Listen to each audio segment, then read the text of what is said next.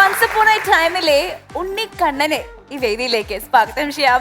Let's welcome Ramesh ഏട്ടൻ. രമേശ് ഏട്ടാ,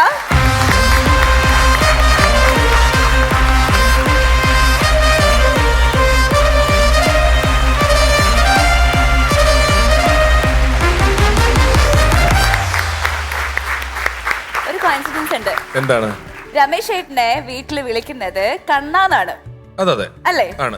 ഞാൻ വിളിച്ചത് കറക്റ്റ് അല്ലേ? ഉണ്ണിക്കണ്ണൻ. ശരിക്കും ഉണ്ണിക്കണ്ണൻ എന്നായിരുന്നു ചെറുപ്പത്തില്. പിന്നെ ഉണ്ണി അതിൽ നിന്ന് എടുത്തു പോയതാ. കണ്ണനായി. ആ കണ്ണൻ മാത്രം ബാക്കി ഇടുന്നതാണ്. വലിയ സന്തോഷത്തോടെയാണ് വിഷുവിന്റെ എപ്പിസോഡിൽ നിൽക്കുന്നത്. കാരണം ഒരു വിഷുക്കാലത്താണ് ഫൺസ് അപ്പോൺ എ ടൈം ആദ്യമായി ആരംഭിക്കുന്നത്. ആ വിഷു ഒരുപാട് ആഘോഷങ്ങളില്ലാത്ത ഒരു കോവിഡ് കാലത്തെ വിഷു ആയിരുന്നു. ഷൂട്ടിങ്ങുകൾ വളരെ പരിമിതമായിരുന്നു. അന്നൊക്കെ എപ്പോഴും നമ്മുടെ പരിപാടി കാണുന്നവർ പറയും ഒരേ ഓഡിയൻസ് ആണല്ലോ ഇരിക്കുന്നത്, ഒരേ ആൾക്കാരാണല്ലോ ഇരിക്കുന്നത് എന്നൊക്കെ. വളരെ കുറച്ച് ആളുകളെ നമ്മൾ ടെസ്റ്റുകൾ നടത്തിയ ശേഷം കൊണ്ടുവന്നിരുത്തിയൊക്കെ ചെയ്തിരുന്നു.